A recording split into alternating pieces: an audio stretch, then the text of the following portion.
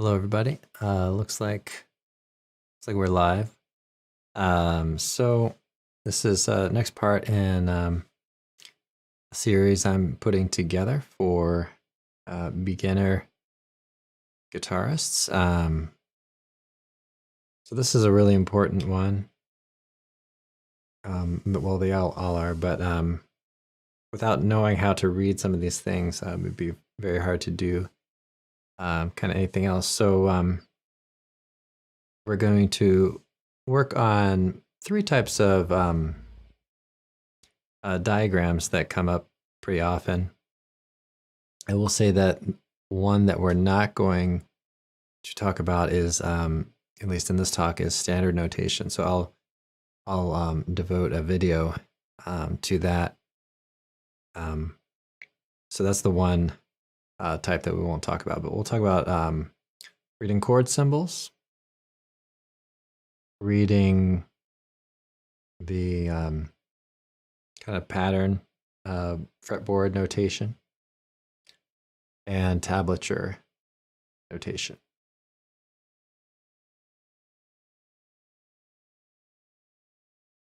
All right, and if you do like this video, please like and subscribe and all that. Let's get going with the chord diagram. So here is a sample chord symbol. This particular one is C, but we're going to talk a little bit about the kind of the direction of things. So if I were to play the sixth string, so this is a really important thing here. I'm looking for the sixth string here.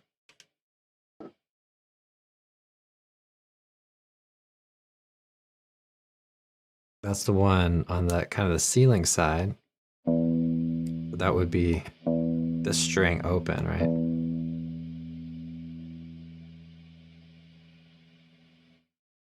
So that's something that you really want to think about and have kind of secure as you're starting out. Okay, so on the opposite side of things, it's where the floor is located on this side. And so we have string one. So notice how I have this really thin looking line here. And that's because we have a really thin string there. So that's the first string open.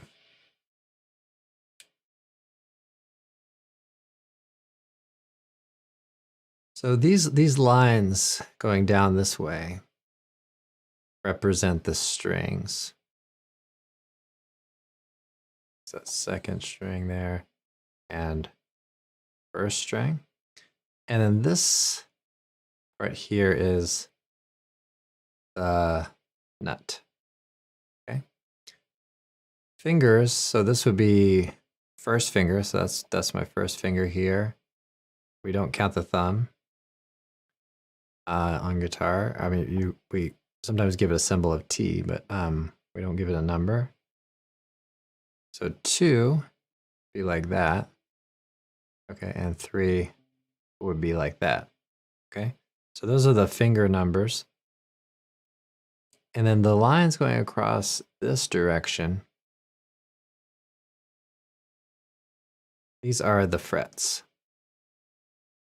Okay, so that's why we have this metal kind of wire that goes across the fingerboard, and if you press down on a string, it kind of intersects with that that fret. So you press it kind of against the fret, and then it hovers above all the frets that follow, and you get a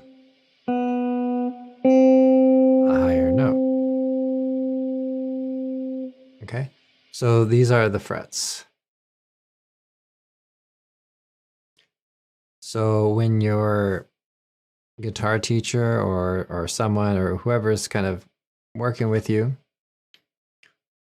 when they say, first string, and then open, what they mean is no frets. So you just pluck the string as it is. And if someone says, okay, string 2 or second string, and then fret 1, so then you need to put your finger on string 2, fret 1. So this is a really challenging thing, and it takes a while. Usually, it takes quite a few lessons before someone gets that system kind of down.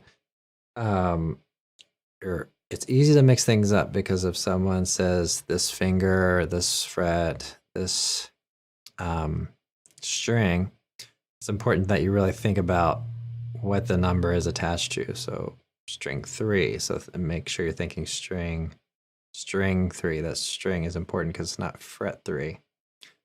So that can be a little bit of a challenge. Another thing I'll talk about here is sometimes you'll have an X when there's a string that you don't want to play, and sometimes there's just nothing. So if there's nothing written on the string or behind the string, then we don't want to play that string. So this talk is not so much about learning chords or anything, but for this particular chord, you just jump from the 5th string down towards the floor.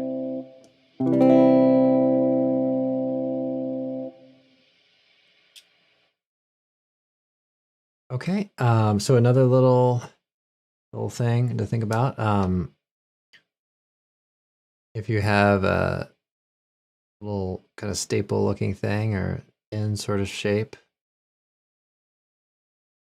that means you strum downward. Okay,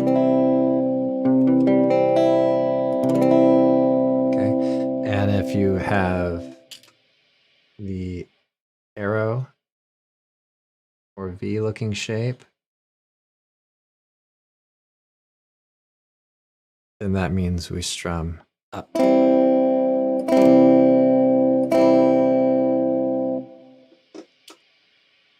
Okay. And also, string numbers are generally contained inside of a circle. That's another little detail there to think about. So I think that pretty much covers the chord diagrams. The one thing I will say too is that sometimes you'll have a line here as the first line that looks more like a fret. And in that case, you'll generally see some number over here. Let's say number 2 or number 5, whatever it is. And that means that this fret is whatever number is written there.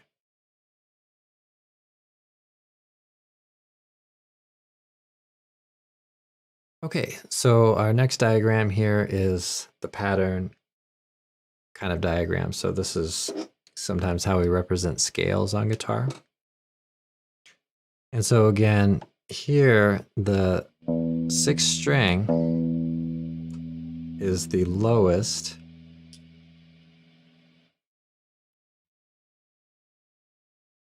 The lowest note. And this is another thing that's a little bit confusing. Is like sometimes we might say strum down, that's down towards the floor.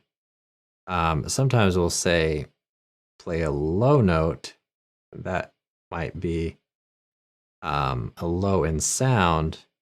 Generally we talk about sound, and then so that's higher in this direction. So it can be a little bit confusing, but this would be a low note, and we would play that here on 6th string open. And you can see I have a little bit of a thick line because that string is thicker than the others. And so this represents that string. So let's go to the other extreme. So we have first string is a higher sound, a higher note. And that's there. closer to the floor side of things. Okay, and then if you have something behind the nut, then that's generally considered open. That just means to strum the string as is. If you don't have anything written, then you don't play it. This doesn't tell us really anything about something over time. So this gives us a bunch of available notes. So that's also something that might be a little tricky. But again, these are the frets, but it's like the previous diagram, but it's on its side. Okay, so just kind of remember, this is the floor side. This is the ceiling side. So one way that we oftentimes approach this is to take a series of notes and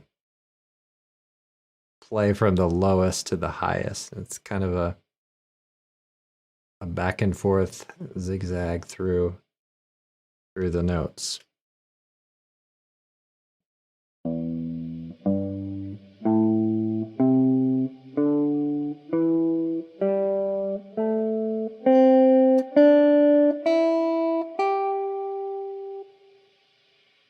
So that's an example of something that you might end up having to practice or learn, maybe memorize when you're studying guitar and learning guitar. So yeah, so that's basically the same thing as the previous, but it's tilted on its side. Okay. All right, so the last thing that we're gonna go over is tablature. So I highly recommend that you learn to read standard notation on the guitar. Tablature can really get you up and running pretty quick though. So it's nice to learn it right at the beginning. It's usually not too hard to learn, but in the long term, see if you can get the standard notation going as quick as you can, but usually it takes a little bit longer to learn. This is kind of similar to the previous one with how the strings are laid out. So the sixth string is down low. This line represents the sixth string. Okay. So this is the first string. So this whole line represents the first string.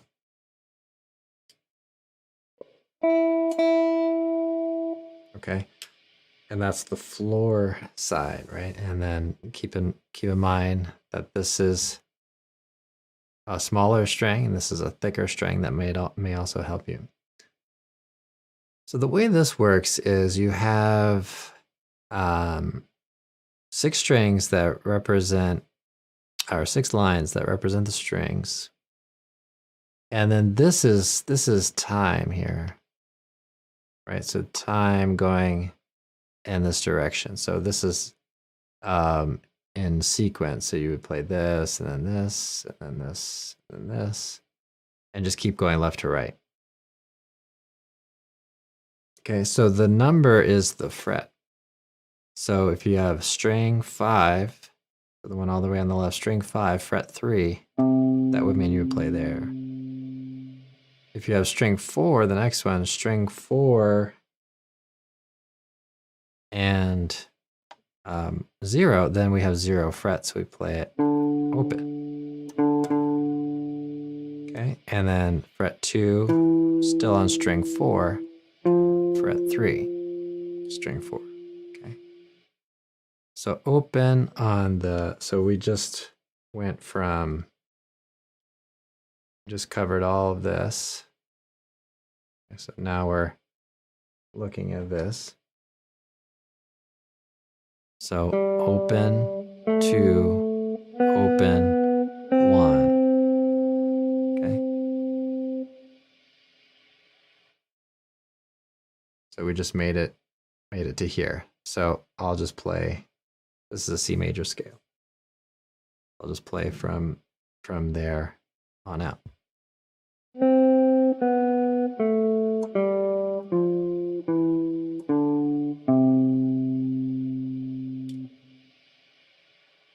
Okay, so that's the idea. And let me know if you have questions.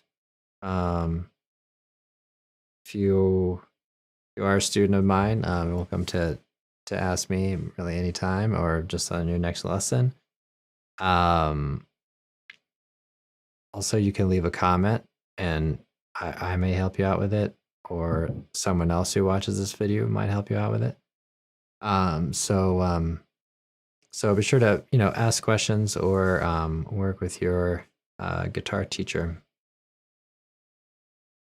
All right, everybody. Well, thanks for checking out this video, and I will see everyone in the next one.